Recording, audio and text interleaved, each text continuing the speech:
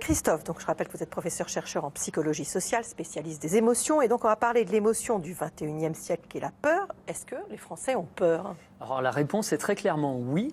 Il y a un sondage récent qui a montré qu'un Français sur deux se sent beaucoup plus angoissé qu'il y a 5 ans. La peur elle représente aussi un frein dans la vie pour plus d'un quart des Français. Vous avez une nette majorité de Français en fait qui rencontrent d'énormes difficultés à calmer ces angoisses, notamment les 18-24 ans. Donc ils ont peur, d'accord, mais ils ont peur de quoi ? Alors on va tout de suite vous donner le top 5 des peurs des Français. Donc vous avez en numéro 1 la peur pour nos enfants, ensuite la peur d'être seul, la peur de mourir, la peur d'être agressé et quasi ex aequo, donc la peur de perdre son emploi qui va toucher un salarié du privé sur 2, et puis également la peur de prendre des risques qui touchent à nouveau les 18-24 ans. Alors scientifiquement, c'est quoi la peur ? Alors c'est une émotion qui naît en nous lorsqu'on est confronté à des menaces ou à des dangers immédiats. Et là, vous allez avoir le corps qui va produire et consommer beaucoup d'oxygène et de sucre, donc 2 carburants qui vont permettre au cerveau de réfléchir vite pour fuir ou pour combattre, et aux jambes et aux bras de s'activer rapidement pour les mêmes raisons. Alors lorsque vous ressentez cette peur, vous allez avoir tout un tas de modifications physiques et physiologiques qui vont accompagner la chose. Donc, vous avez le cerveau qui va être en alerte et qui va vous faire expérimenter des troubles de la vision et des troubles de l'équilibre. Vous allez avoir la bouche qui va être sèche avec le larynx qui va se contracter. Vous allez avoir le volume des bronches qui va augmenter pour libérer donc plus d'oxygène. Les graisses stockées dans le foie vont être transformées en sucre. L'estomac va être noué. Le rythme cardiaque va aussi s'accélérer pour faire circuler le sang beaucoup plus rapidement.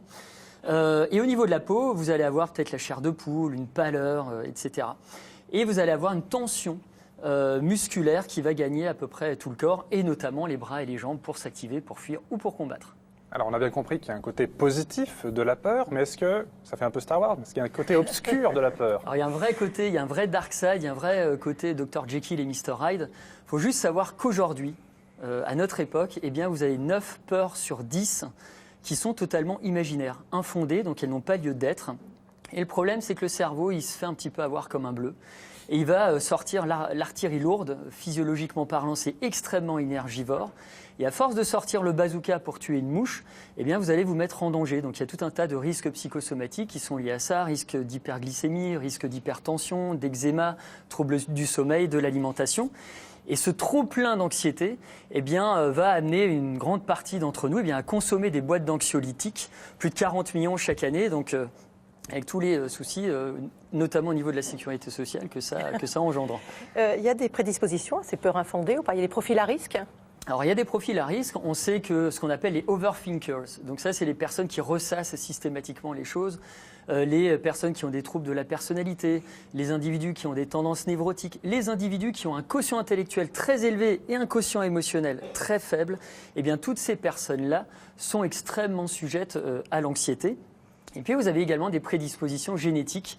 On sait aujourd'hui que certaines personnes porteuses de certaines variantes d'un gène qui a été baptisé par les médias le gène Woody Allen, en référence à toutes les phobies du réalisateur américain. Ces personnes-là ont plus de mal à gérer leur anxiété parce qu'elles mobilisent, elles recrutent beaucoup plus difficilement les zones préfrontales du cerveau dont on parlait la fois dernière.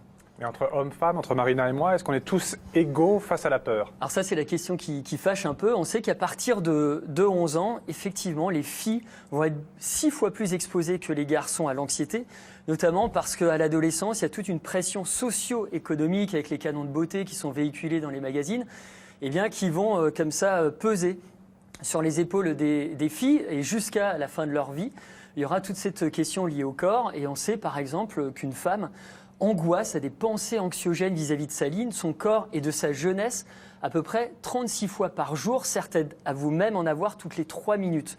Alors, il y a d'autres explications qui sont plus hormonales, mais je les développerai peut-être une autre fois. Alors comment on peut lutter quand même contre cette angoisse ? Alors je vais vous donner très rapidement trois trucs simples.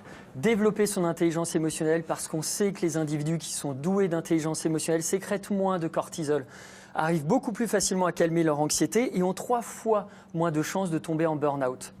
L'autre élément, c'est essayer de manger plus sainement.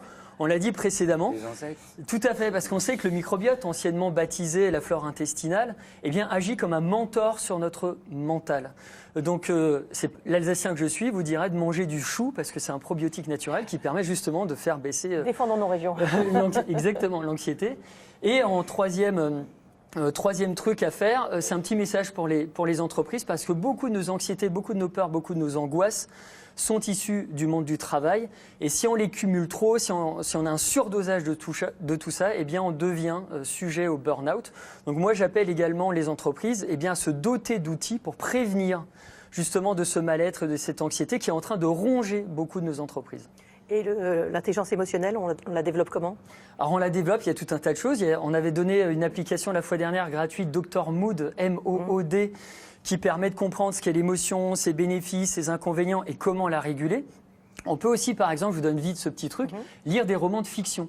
On sait que lire du Tchekhov ou du Marc Lévy permet de booster son empathie. On sait que binger des séries télé... Alors binger, c'est dévorer, c'est gloutonner d'une seule traite. Vous êtes fan de Lost ou fan de Desperate Housewives, vous regardez toute une saison en une seule nuit, et bien là on sait également que c'est un accélérateur de l'apprentissage de l'empathie.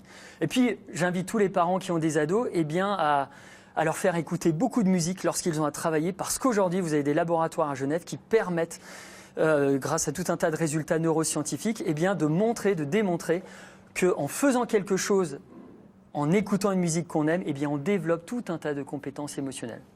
Voilà, et je signale aussi que vous avez lancé une campagne de prévention contre le burn-out avec vos équipes. Vous allez sur testmyburnout.com pour un dépistage gratuit, une évaluation de votre propre niveau de burn-out. Tout ça, vous aurez ça sur Allo Docteur. Merci beaucoup. Merci à vous. Merci. On passe tout de suite à InVivo.